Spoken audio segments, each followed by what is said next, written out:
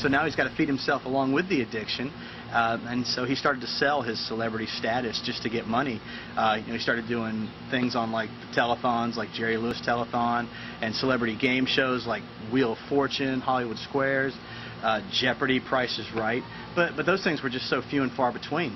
But soon the well had run dry, and Michael had to take anything that came his way. So Mike just ended up getting a bunch of odd jobs. He hand out balloons to kids, but that obviously didn't work out so well, because who wants to get a balloon from the guy who played a homicidal killer? He served ice cream.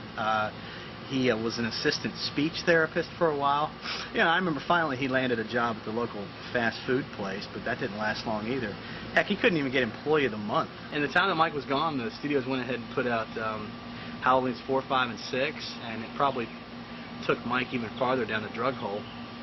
And because they didn't even use his name, his character namesake, instead they just called it The Shape. And if you just watch it closely, you can see that the acting just wasn't there.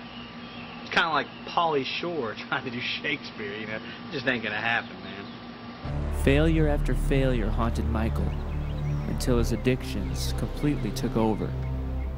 Then, in the summer of '85, Michael vanished. But Michael had left something behind. A piece of poetry now housed in the Smithsonian Institute. A poem entitled, "If I Were a Tree, Would You Still Love Me?"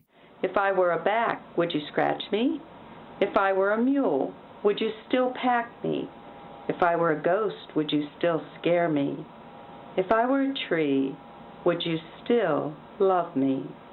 If I were a tree, could I find my wave that would make you stay and my bark won't bite? If you still love me.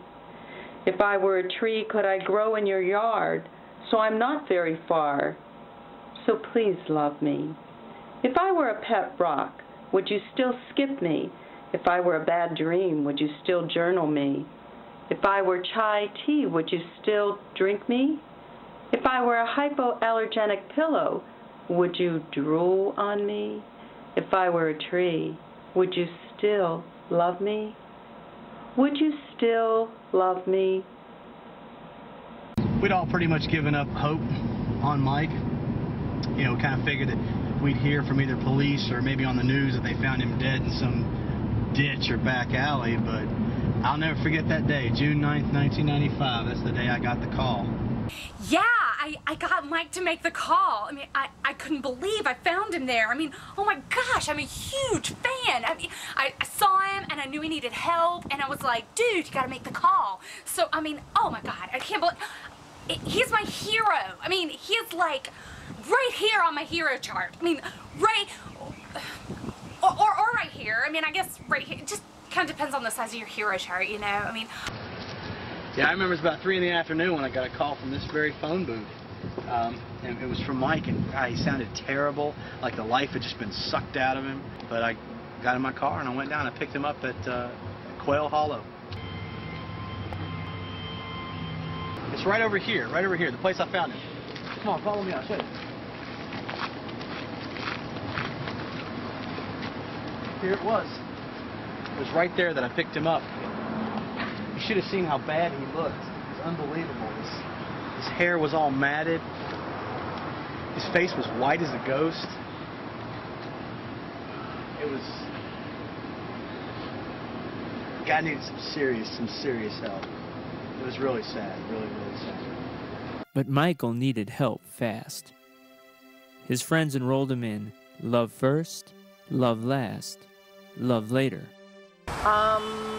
Michael was real hard at first, cookie to crack. Took a while, and it really doesn't matter how many people he had killed. That was a movie? Why didn't someone tell me? How was it with Michael in the group? It was kind of interesting. At first it was kind of weird. He really wouldn't say hardly anything at all. And everybody in the group was kind of frustrated at first because you're in a group and most of the people want to talk, share their problems, and he really wouldn't share anything. We tried doing different things to get him to open up, like we did charades, Candyland, Twister, Jim Rummy. Michael's frustration with the group, as well as his lack of discipline at the time, started to cause friction, both within the group as well as with Dr. Wrightsmouth. Yes, Michael had totally gotten out of control. He was really bad. And we all had had just enough of him, and I grabbed him by his little ear, and I drug him outside, and I drew a black line across the road, and I said, Michael, if you're going to get any better, you're going to have to cross this black line, and cross it now. And he went away screaming and yelling just like a banshee, and he was gone for a couple of days. We looked and were kind of concerned, and you know what? He returned, and he was a changed man. What happened during that time is unknown. Michael refuses to talk about it. The question is, did he face his demons one-on-one? Or did he realize the black line representing some childhood fear was just stupid symbolism? That part, we will never know. Last meeting, he actually, he was sitting in the meeting and he kind of broke down. It was kind of strange, you know, somebody who doesn't talk breaking down. And he wasn't making any noises. He just broke down.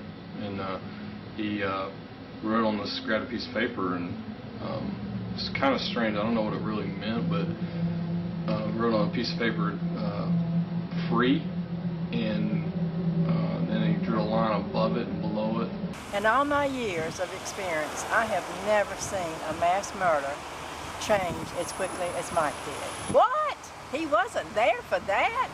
What was he there for? Drugs? I didn't know he was there for drugs. Is he off of them now?